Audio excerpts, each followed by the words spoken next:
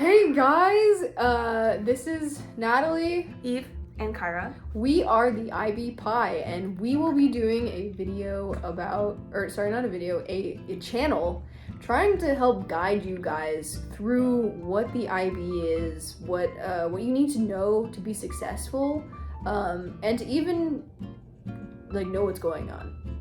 Yeah, to prepare, inspire, and educate all of you children. Pie. Yes. So, what is the IB World School? IB stands for International Baccalaureate, as I'm sure you know looking into this. Or hopefully. God. You should at least know that before joining. It's more of a rigorous approach to education. This is Kyra, I'm editing right now, and I just wanted to add that this is totally subjective. We can't definitely say that every student will find IB classes harder than AP classes, but I will say that IB classes generally have more writing and discussion than AP classes, and also more thinking about thinking, if that makes sense. We'll talk more about TOK in future videos, but TOK is a class that really pervades every other class. It revolves around 6 areas of study, and the courses are offered typically, I would say, more difficult than AP, and they have more requirements as well, definitely more requirements. Like AP, the IB classes count as 5.0s in America. You can take IB classes like in a program, or you can also take IB classes separate from the program, and then it would work similar to AP classes. You just need to look into what IB classes your school offers specifically.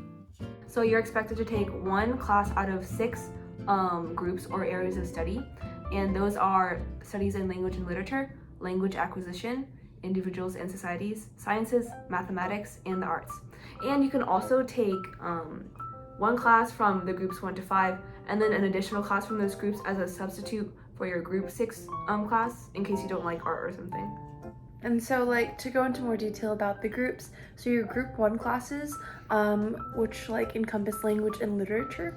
And so in these classes, you'll read a bunch of different texts and learn how to analyze them through analytical thinking and just reading skills overall, annotations and stuff like that. Mm-hmm. And your teacher will probably also instruct you how to become a better writer through reading these literary texts and also writing about them most likely, and you have a lot of assignments that revolve around writing. So yeah. And then in your group 2 classes, which is the language acquisition subject area, you'll learn another language. And so for us, we all took French for our group 2, but it could be Spanish, or if English isn't your mother tongue, then you could take English as a group 2 class. Yeah. And there's Chinese, and I'm sure there's many others that I haven't even mentioned, some different countries. Probably a and lot stuff. of options. Yeah.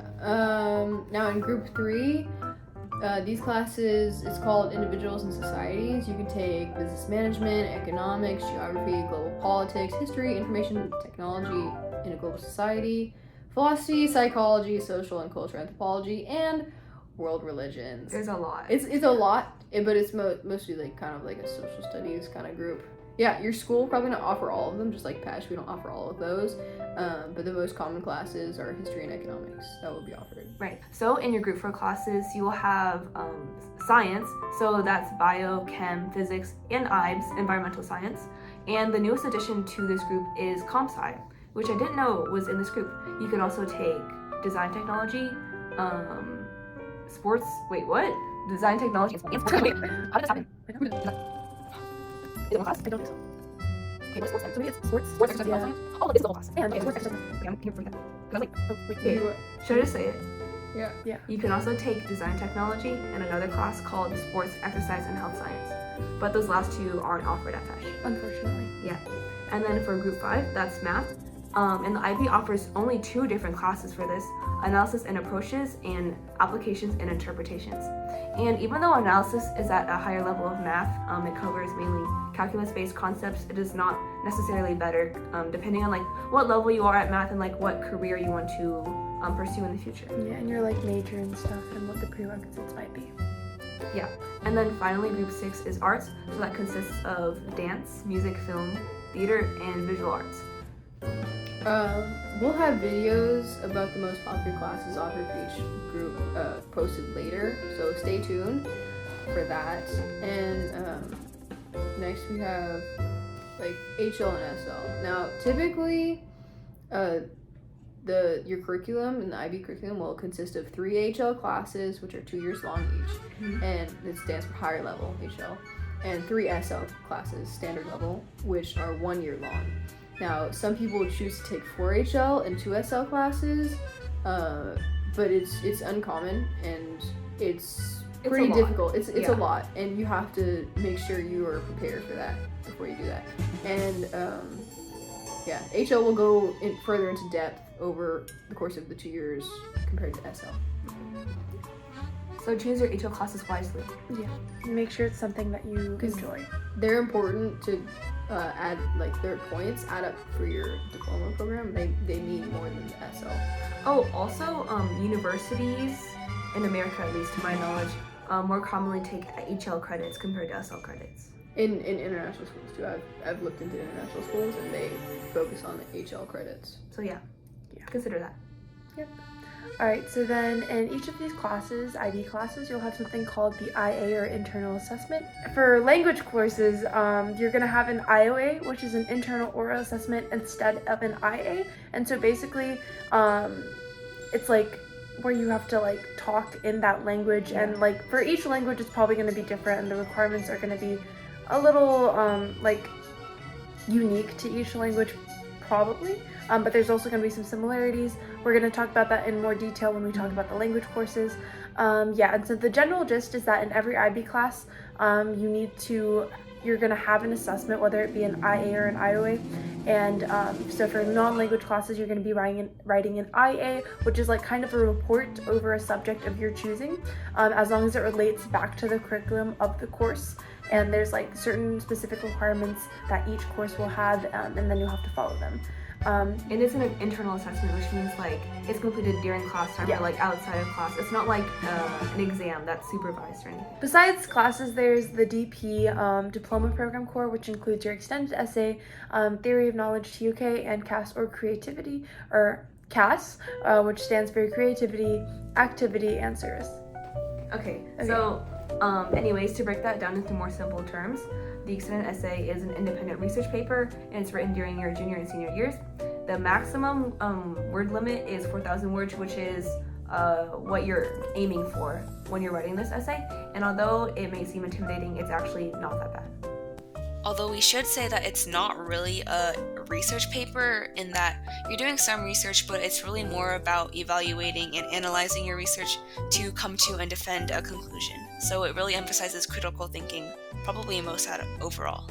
The Theory of Knowledge course, or TOK as it's most commonly called, is another part of the IB curriculum it's required for the DP core. And students get the opportunity to reflect on different aspects of knowledge. They can discuss various factors that might influence our interpretation of knowledge. Definitely. And then so for CAS, it involves 3 major components: creativity, activity, and service. And to fulfill this requirement, students need to engage in some sort of CAS-related activity that encompasses at least one of the 3 elements. Students are also required to complete key experiences that reflect all 7 learner outcomes. And that's PESH specific, so your school might do something different for key experiences. And then for us as well, we had 1 CAS project, but that might also be different for your school depending on what the IB coordinator wants for their students. And we're gonna go further into detail and like add our own personal thoughts on different videos. Yeah, so be sure to check that out. Is IB right for you? We wanted to offer our own opinions on that because it's important to remember that IB people are diverse, and you don't have to be a perfect student to fit IB. Nope, guys, this is a disclaimer. This is our personal opinion about IB. Don't take this Take this to with heart. a grain of salt. Yeah, take it with a grain of salt. Multiple grains, if you will. Now, my opinion on IB, I think it's not for everyone. It's difficult, right? If you're not going to work hard for it, then you're not going to do well. By all means, you can stay if you want, but it's going to hurt. Oh my gosh. But yeah. Yeah. And honestly, one of the reasons people quit is just because they can't take it, and that might be necessary for you. If you cannot take the pressure, then you might as well be better off without it. But I want to say that it's not that difficult. It's not, like, as long as you apply yourself and you do the work and you have that integrity, you can do it. It's not that difficult at all. And people complain about, all these different aspects, these requirements. It's just a part of it. It's so easy. It's just go with the flow. And it's really simple. Right, so like Nabi was saying, like, people complain about the requirements, right? But you're gonna have requirements and like education for the rest of your life. So you might as well like join a program that helps you become a better person, a better student, and prepares you for a life outside of high school. But with that being said, I don't think that the decision to join IB is like extremely important, like life altering. But I don't feel like it's something to be glossed over either. So just take your time and consider it, the pros and cons, because there are pros and cons. For example, I feel like the CAS, EE, and TOK aspect, the DB core, that's something you can't get anywhere else. But there's also the time-consuming aspect of things. And so just really consider what you want for yourself, not like what your mom wants or like your friends want for you. Yeah, I definitely agree with what they just said. And honestly, I feel like for me, the best part of IB was definitely the community and all the friends that you make, because it's like a very small group compared to like if we just went through like the regular route and we're in like our high school as regular high school students, Which is huge. there's like 1,000 More than 1,000. Yeah, more than 1,000 students, and that's like a lot of people, and it's like harder to like kind of like build strong relationships with everyone, because you might like have one class with a friend or like none at all. Yeah. And so it's very scattered, and IB just really puts us all together and like kind of forces us to like be best friends, but which is like which is like a good thing though, I think. Yeah. And then I would also say, honestly, I really like how they put so much emphasis on writing and like expressing our thoughts and opinions, because I think that's like a skill that you really need no matter what you do later on in life. Like even if you're an engineer, when you're writing reports, you still have to have those good solid writing skills to like present what you've done in your project. Or like if you're a writer, obviously it's going to be beneficial.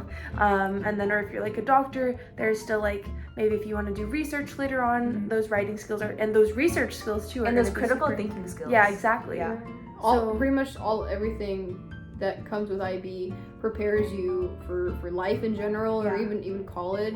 Yeah. It gives you life skills. Yeah. Oh, and going back to what you said about like the community, going into IB, I remember I was feeling a little scared because it's, rigorous. So I was expecting like some competitive, like annoying people like that. And yeah, I mean, I can't lie, there are some people with those aspects in IB, but I found that the community is like a real community, and it's more collaborative. Like I don't know anyone who would like wish for your downfall or anything like that. I think we're all striving and like working together. Mm-hmm. And we're all sharing the same kind of Stress. experience. You can like Struggle. bond The struggle. over that stress. Yeah. And Like there's The trauma. yeah. It makes you closer. Yeah. Mm-hmm. As scary as that might sound. And like you've said, totally like fine. our grade has 1301. That's our exact number right now. Oh. And there's like 60 people in our grade for IB. Wait, actually? 60? I don't know. Like that's my guesstimate. 60. Like I thought Wait, there's I- not 60. is it too Like high? you think there's less or more? More. I thought there was like 90 or something. Well, it's not a lot. There's not a lot of people. Anyways, And yeah, that it's makes like a you very special small percentage. for college application. Yes, it does. college application. Yeah, and some colleges will also give you scholarships just for being an Oh, IB yeah, there's student. that factor. There's a lot of stuff. Also, Texas and Colorado have laws put in place that guarantee you, I forget the exact number of credits, but it's like over a year's worth of credits for public schools in Texas, Colorado. Yeah. So that's our opinions. Take it for what it's worth, and we wish you best of luck on your decision, journey. your high school journey. We'll see you for the next video. Yeah. And we'll keep updating videos about going into more depth these classes, everything have to do with IB. Make sure you ask all the questions that you need to ask. We'll be there for you. In the comments below. Make sure you subscribe and hit the like and notification button. all the buttons. Yes. But not the dislike button. Oh yeah. I forgot there was a dislike button. Yeah, because YouTube doesn't show dislike counts. Oh, it doesn't? Yeah. Oh, I was wondering why there's like never any dislike. Yeah. They're Wait, they're does it invisible. just take away a like, or what is the dislike? No, button? No, It's it's just like, I don't know who can see it. The creator. That's it. yeah. Maybe we'll see some dislikes, and we'll be blocking those accounts. It's not nice. Well, what if they still need us? You know, what if they just disliked it because? We'll take your dislike with a grain of salt. Just like, if you have like hate comments, positive comments, just throw them at us so that we can Yeah. improve. Please comment. Yes. Yes. We'd really appreciate your support, and thank you so much for watching. We'll see you next time. Bye. Bye.